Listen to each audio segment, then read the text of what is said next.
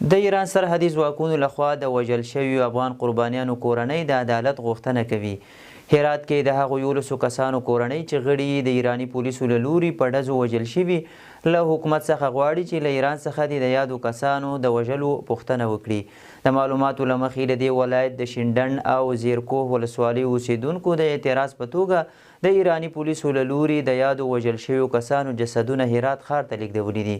د کورنیو چارو وزارت ویان مفتي عبدالمتین قانی وایي چې دغه ځوانانو غوښتل په غیر قانوني ډول ایران ته واوړي، خو د ایران پولیساتو ځواکونو له لوري ویشتل شوي چې 9 د هرات او 2 نورې د فراه اوسیدونکي دي او 1 تن ټپي دی.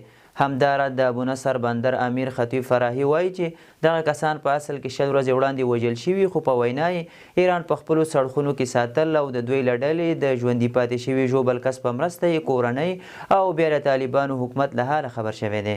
ښاغلي فراهي وایي چې اوس 10 جنازې راوښتي، 1 زخمي او شهید لا پاتې دی چې ښایي هغه به هم راواړول شي. د طالبانو حکومت ویلي چې په دې تړاو به ډیر ژر یو ځانګړی پلاوی ایران ته واستول شي چې پیښه په کره ډول وڅیړي.